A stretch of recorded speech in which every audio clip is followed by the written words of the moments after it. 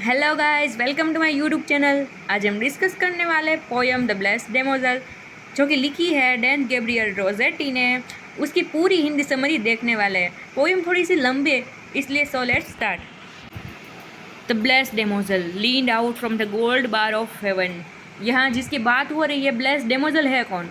Blessed यानी कि जिसे वरदान मिला हो, आशीर्वाद मिला हो वो, और डेमोजल यानी कि एक यंग अनमेरिड लड़की। तो बात कुछ यूँ है कि ये जो ब्लेस्ड डेमोजल है वो मर चुकी है और हेवन में आई हुई है, लेकिन उसका बिलव्ड है वो अभी भी पृथ्वी पर है। तो वो वहाँ से झांकने की ट्राई करती है हेवन की बालकनी में से या फिर रेल क्रॉसिंग में से, कि उसका बिलव्ड आखिर है कहाँ। और कई सारे अनुमान लिए बैठी है कि एक दिन उसका बिलव्ड हेवन में आएगा और दोनों साथ टाइम है वो स्पेंड करेंगे। तो पोएम स्टार्ट कुछ यूँ होती है। The blessed damozel leaned out from the gold bar of heaven. Heaven की जो बार है, बालकनी है, वहाँ से डेमोजल है वो नीचे झुकने की ट्राई करती है। और ice way deeper than the depth of water still at even. शाम के समय जो पानी की गहराई होती है उससे भी गहरी है उसकी आंखें। उसके हाथ में 3 लिली के फूल है और बालों में 7 स्टार है। अब ये जो स्टांजा है उसमें कहा गया है कि उसने जो रोब पहना है या फिर गाउन पहना है वो कमर के आसपास से थोड़ा सा लूज़ है, और वो जितनी अच्छी नहीं लग रही है उतना तो उसके हाथ में जो लिली के फूल है वो इतना अच्छा लग रहा है, क्योंकि ये उसे मदर मेरी ने दिया था। क्योंकि ये जो डेमोजल है उसने मदर मेरी की सर्विस यानी कि जीसस क्राइस्ट की मदर की सेवा की थी, इसलिए। और इसके बाल है वो बहुत लंबे हैं और कलर है मानो कि कोई पका हुआ कॉर्न हो, मक्का हो, वैसे पीले हैं। उसे देखकर कैसा लग रहा है? Her seemed she scarce had been day. उसे अभी हेवन में आए हुए एक ही दिन हुआ है ऐसा लगता है, क्योंकि वो उसके एक्सप्रेशन कुछ ऐसे है फेस के मानो कि सब कुछ वो उसे नया नया लग रहा हो। लेकिन एक तरफ वो भगवान की म्यूजिशियन भी है, तो म्यूजिशियन तो एक ही दिन में वो बन नहीं सकते। और सच कहे तो उसे पृथ्वी पर से यहाँ आए हुए पूरे 10 साल हो चुके हैं। Yet now and in this place surely is lean over me. अब उसके जो बिलव्ड है उसकी बात की गई है जो पृथ्वी पर है। उसे ऐसा लग रहा है कि वो डेमोजल है वो हेवन में से झांक रही है, तो वो उसके ऊपर झुक रही है और उसके बाल है, डेमोजल के जो बाल है वो उसके फेस के आसपास है। और हकीकत में ऐसा कुछ होता नहीं है।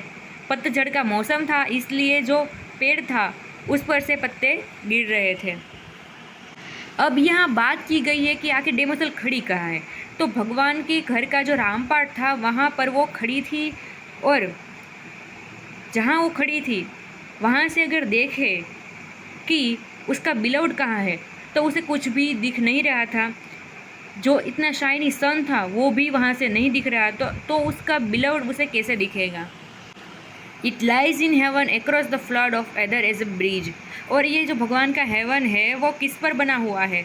तो कि द फ्लड ऑफ एदर पर बना हुआ है, और वहाँ से पृथ्वी पर जो डे और नाइट होते हैं वो दिखाई देते हैं। और वहाँ से अगर देखें कि पृथ्वी कितनी छोटी है, मानो कि कोई बेचैनी में मक्खी घूम रही हो ऐसा लगता है। अब यहाँ जो डेमोजल है उसे ज़्यादा ही अपने बिलव्ड की याद आती है, क्योंकि उसके आसपास कई सारे ऐसे बिलव्ड हैं जो बिछड़ चुके थे डेथ की वजह से, लेकिन अब वो हेवन में मिल रहे हैं और उन सभी को अपने अपने नाम याद है, उसके नेचर के बारे में अभी भी पता है, इसलिए उसके बिलव्ड को वो ज़्यादा मिस करती है। And still she bowed herself and stood out of the circling charm until her bosom must have met the bar she leaned on warm, and the lilies lay as if asleep along her bended arm। यानी कि वो अभी भी वहाँ से ही झांक रही है, उसकी वजह से उसका पूरा शरीर थक चुका है और उसके हाथ में जो लिलीज के फूल थे वो भी अब मुरझा चुके हैं। From the fix place of heaven she so time like a pulse shake fierce. अब यहाँ वो कहती है कि वो डेमोजल है वो कंटिन्यूसली वहाँ से ही पृथ्वी को देख रही है, और पृथ्वी पर का जो समय है उसे वो एकदम राक्षस के जैसा लगता है, क्योंकि वो जल्दी स्पीड में चल नहीं पाता है। अगर वो इतना स्पीड में चलता तो उसका बिलव्ड जल्दी से डेथ के ज़रिए वहाँ आ जाता है वन में, लेकिन ऐसा होता नहीं है। उसको ऐसा लग रहा है कि उसके आसपास सभी लोग बड़े हो रहे हैं, लेकिन उसका बिलव्ड है वो ही बड़ा नहीं हो रहा है। और वो कुछ गुनगुनाती है, लेकिन रीडर्स को पता नहीं चलता वो क्या बोलती है, लेकिन उसके बिलव्ड को ऐसा लगता है कि मानो कि कई सारे स्टार एक साथ गा रहे हो। The sun was gone now and the cold moon, अब तो सूर्य भी चला गया है, रात हो चुकी है। जो मून था वो एक छोटे से पंख की जैसे लग रहा था और वो कुछ बोलती है, लेकिन वो क्या बोलती है एग्जैक्टली वो हमें पता नहीं है। मानो कि वो कुछ गा रही हो, ऐसा उसके बिलाउड को लगता है। अब इस तांजा में बात की गई है कि बिलाउड पृथ्वी पर है और डेमोजल हेवन में है। डेमोजल तो बार बार ऐसा कह रही है कि उसका बिलाउड आएगा आएगा, लेकिन उसके बिलाउड को पता है उसने भगवान के लिए कुछ अच्छा काम नहीं किया है, तो वो कैसे हेवन में आएगा। फिर भी जो डेमोजल है वो एक होप लेकर बैठी है। और उन दोनों को याद है कि जब वो मिलते थे तो उसके आसपास चर्च की बेल सुनाई देती थी। अब डेमोजल है वो सोचती है I wish that he were come to me, वो यहाँ आ जाए। वो भगवान से कहती है कि मैंने भी प्रे की है, हेवन में से मेरे बिलाउड ने भी प्रे की है, वो इतनी मजबूत है कि हमें डरने की कोई ज़रूरत नहीं है। अब यह बात होती है कि जब उसका बिलाउड डेथ के ज़रिए हेवन में आएगा तो वो कैसा लग रहा होगा।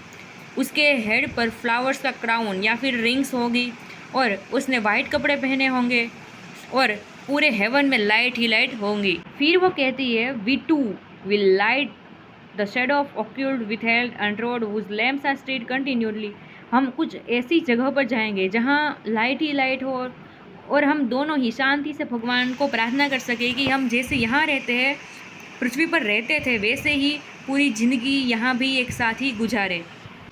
We to will light the shadow of that living mystery, एक रहस्यमय ऐसा ट्री है, उसके शेडो में, उसकी परछाई में हम बैठेंगे। जो ट्री है वो भगवान के घर पर एकदम रहस्यमय तरीके से बड़ा हुआ है और वहाँ जो प्लम्स के फ्रूट है वो लिप से टकरा रहे होंगे।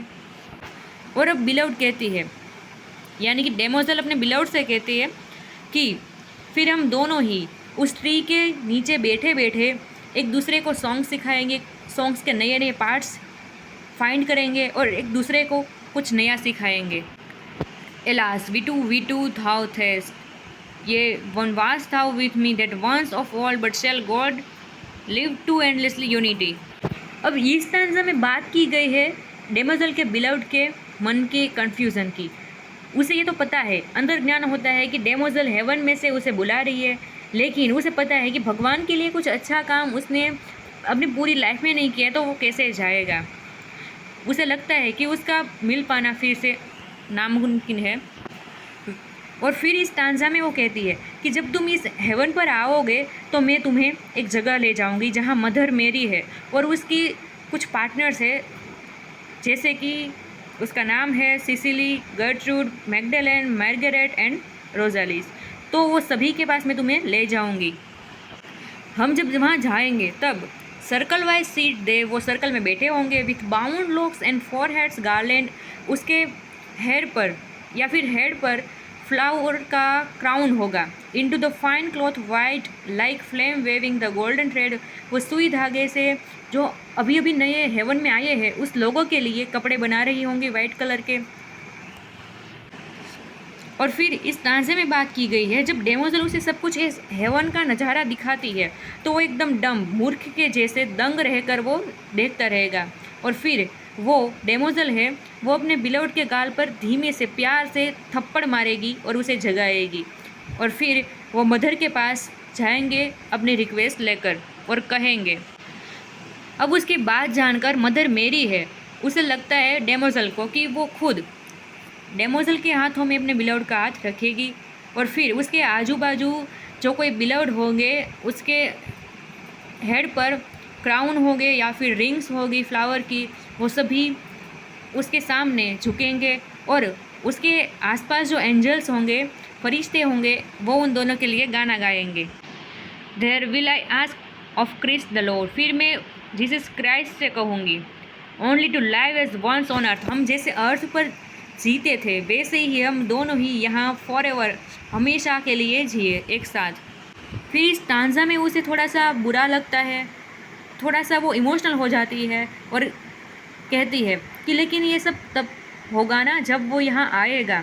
और इतना कह के वो रुक जाती है और फिर से वो प्रार्थना करने लगती है और थोड़ी सी स्माइल करती है। अब इसमें थोड़ी सी नेगेटिविटी है। पहले तो ये बात पॉजिटिव है कि वो स्माइल करती है तो उसका जो बिलव्ड है वो देखता है, लेकिन फिर क्या होगा? फिर अचानक ही जो उसके आसपास कई सारे एंजल्स थे वो लाइट लेकर घूम रहे थे, वो अपना रास्ता बदल देंगे। वो एक नेगेटिविटी है, एक नेगेटिव साइन है, कुछ बुरा होने वाला है। और उसके आसपास अंधेरा हो जाता है और वह फिर से अपने हाथों के बीच अपना सिर रखकर रोने लगती है। तो पोएम यहाँ ख़त्म होती है। अगर आपको इस पोएम अच्छी लगी हो तो इस पोएम को लाइक एंड शेयर कर दीजिएगा और चैनल को सब्सक्राइब करिएगा। Thank you.